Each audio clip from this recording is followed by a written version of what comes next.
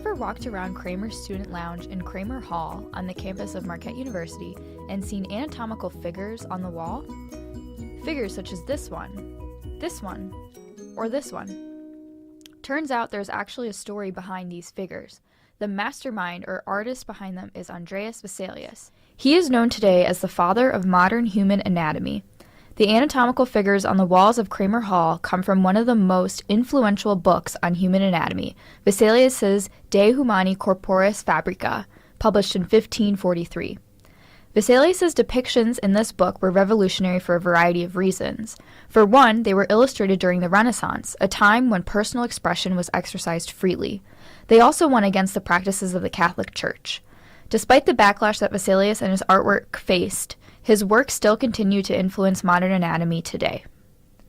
We sat down with Dr. William Cullinan, the Dean of the College of Health Sciences here at Marquette.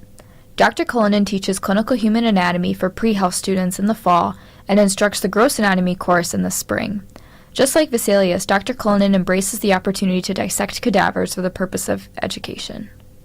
Well, I think I learned about him in reading books about anatomy rather than in anatomy books. I mean, you can pick up any number of anatomy texts and there may or may not be mention of him. But there was one that I came across that in the very early chapters talked about the history of the study of anatomy, back from the medieval times and even before, where it was somewhat controversial, particularly within the church, to dissect human bodies. The son of a family of physicians, Andreas Vesalius was born into a Catholic family on December 31st, 1514 in Brussels, Belgium. In 1533, Vesalius traveled to the University of Paris to pursue a degree in medicine. Much to his chagrin, the university lacked anatomy practical classes, which led him and his peers to visit cemeteries at night in search of human bones. How would they learn about the human body without having real human bones to study from? The stories are that people used to have to rob graves in order to get specimens. Vesalius then decided to transfer to the University of Padua in Italy before completing his medical degree in Paris. Padua was one of the major cities of the Renaissance. This becomes important later. After completing his doctorate at the age of 23 at the University of Padua, Vesalius was appointed to professor of surgery and began teaching anatomy to his students. He introduced the revolutionary idea of dissecting human corpses as a way of teaching anatomy. He believed surgery had to be grounded in anatomy, and as a professor, he encouraged his students to explore the inner workings of the human body for themselves and make their own judgments, rather than relying on the teachings of their elders. Vesalius was a man of many talents, and art was another one of his skills. He developed anatomical drawings of his dissections with a didactic purpose. The culmination of these drawings and information surrounding them was published in 1543 in De Humani Corporis Fabrica. We'll refer to this as the Fabrica from now on. This book contained illustrations closer to reality than any previous publication. The background of many of Vesalius's drawings is the city of Padua, further highlighting the influence of the Renaissance on his works. What was the Renaissance, you ask? The Renaissance was a period of about 300 years, from 1300 to 1600, characterized by a revival of art and literature under the influence of classical models. One of the main ideas of the Renaissance was the concept of humanism, the idea that man was the center of his own universe, and that people should embrace human achievements in education, science, classical arts, and literature. Renaissance art, like the works of Vesalius, was characterized by realism and naturalism. In other words, artists strive to depict people and objects in a true-to-life way. In the Fabrica, many bodies were depicted in classical contrapposto, or counterpoise, meaning that the anatomical figure stood with most of their weight on one foot, so that the arms and shoulders twisted off-axis from the hips and legs. In other words, these figures were portrayed as if they were in motion. In this first image, Vesalius has depicted a muscle man. As you can see, all of the man's superficial muscles are shown from an anterior view. One foot is in front of the other. The man's head is turned to one side. His fingers and hand on the same side are bent too. These effects make it seem like the man is walking, hence he is posed in classical contrapposto. In the second image, we see a side profile of a muscle man. In doing so, Vesalius offers a different view of the muscles so readers have a better understanding of how the muscles all fit together. The left foot is in front of the right, and the left arm is moving upward in relation to the right arm. These effects are also representative of classical contrapposto, as the figure looks like he is walking. Vesalius's drawings were also unique for their depiction of muscle layers. See, the key to understanding anatomy is understanding how, in 3 dimensions, these structures are related to each other. That's how you connect form and function. And there's no substitute in terms of dissecting it to see it, to actually go from the intact external surface deeper, deeper, deeper, literally, where you start to see these interactions unfold and take it apart. It's kind of like taking apart a radio to understand how it works. There's nothing that replaces that. Absolutely. As Dr. Cullinan said about understanding the anatomical structures in 3 dimensions, Vesalius's artwork revealed layers of muscle and ligaments beneath the tissue in order to show what he discovered in his cadaveric dissections. He paid great attention to detail and clearly described the structures, choosing relatable symbols as objects of comparison. For example, he described the veins and arteries as a pipe, synovial fluid like oil, and the skeleton bones like the walls and supportive beams of a house. This description made it easy for students, surgeons, and other medical professionals to understand the structure and function of important parts in the body. In this illustration, Vesalius shows muscles reflected off of the body, such as the posterior muscle of the leg, muscles and tendons of the forearm, and the subscapularis muscle, which is reflected off of the right shoulder. This illustration, Vesalius shows a reflected muscle of the quadriceps with its tendon. He also depicts a reflected muscle of the forearm. The trachea, or windpipe, is also exposed in the neck. If you look closely at the body's right foot, the tendons of the foot as well as the muscle belly from the leg lay on the ground. Vesalius exposes more of the bones in this illustration from a posterior view. For example, the back of the pelvis bone is depicted, as well as the back of the arm and shoulder. More muscles of the legs and left arm are reflected off of the body in layers. We can compare this illustration to the last one, which also shows the posterior view of a human body. No layers of muscles are peeled off this body, but it serves as a good reference for all of the posterior superficial muscles. Additionally, if you look closely enough, you'll see that Vesalius labeled muscles with letters, numbers, and symbols. He kept track of the corresponding structures in a key on the side. This illustration is possibly the most iconic image from the Fabrica. A skeleton is shown leaning on a grave or pedestal and seems to be contemplating a skull beneath its right hand. It is a metaphor for contemplating death, which ironically is what gives life to the Fabrica itself, as Vesalius derives his knowledge from the corpses of the humans he dissects.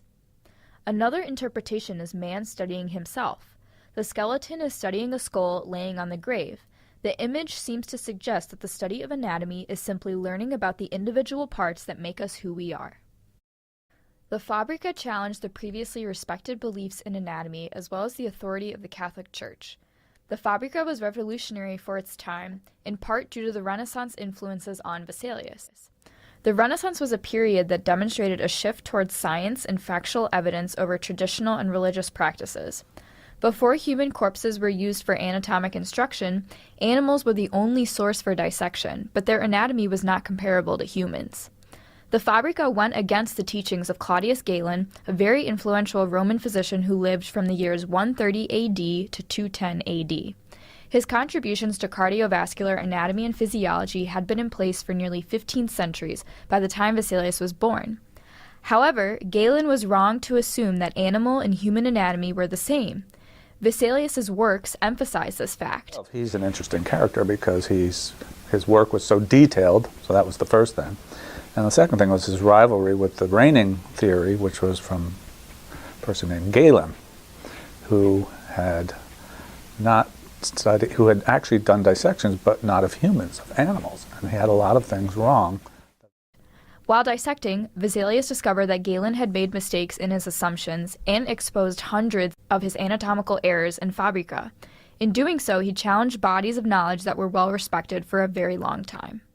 Vesalius also challenged the teachings of the Catholic Church through his works. The Church approved of Galen's anatomical beliefs, so by challenging Galen, Vesalius was also challenging the Church by proxy. Additionally, religious people also found the figure's nudity scandalous. Church authorities argued that the figures held an erotic appeal because some show the genitals and should be censored. Many wished to cover them up with ink and scissors, and some even painted aprons on the muscle men or snipped out the offending parts. Fabrica was on a banned book list put out by the church. The church thus found Vesalius's anatomical illustrations dangerous. While Vesalius's art made a lot of enemies, especially with the Catholic Church, it is interesting that Vesalius was a Roman Catholic.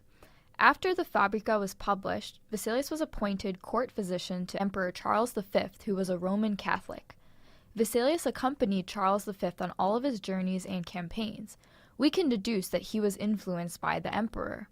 Shortly before Vesalius's death, for an unknown reason, he took a pilgrimage to the Holy Land. This was a Roman Catholic idea. It is possible that Vesalius traveled as an act of repentance. Some say he was denounced for dissecting a man whose heart was actually still beating. However, this could be a fabricated story. We cannot confirm why Vesalius went on a pilgrimage, but we know he did not return home. Nevertheless, he remained a Roman Catholic despite going against the practices of the Church. We asked Dr. Cullinan a few more questions about Vesalius's continuing influence on modern anatomy. Well, it's all very much based on his work in the sense that prior to him, cadaveric dissection just wasn't done. Now there's barely a medical school that doesn't do it, unless, of course, they can't access the donors. And so it has a lot to do with modern anatomy. Now, of course, we have microscopic tools now that allow us to see within organs, to see things that they couldn't possibly know back in that day.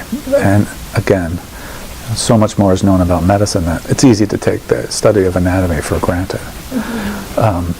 But it began with him, and that's why we call him the father of modern anatomy, even though we're talking about a 400 or 500-year-old story. Right. That doesn't seem very modern, but that's where it all began. Right. If Vesalius were still alive today, what is one thing you would say to him?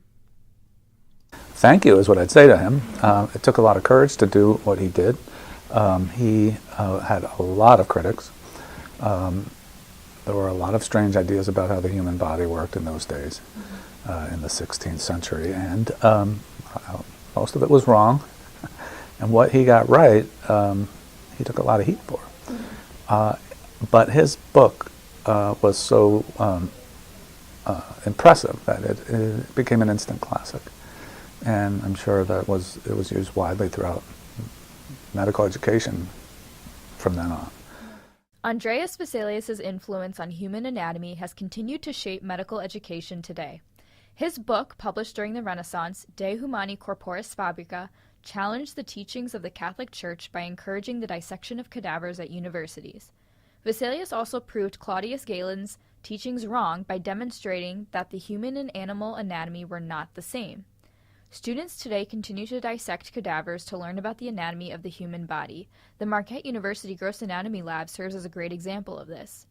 Vesalius' drawings were also the basis for various anatomy textbooks and atlases that students use today.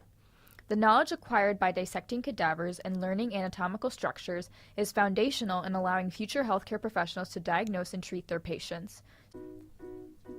So, the next time you walk around Kramer Student Lounge at Marquette and see these photos on the wall, think of Andreas Vesalius and his legacy on modern human anatomy.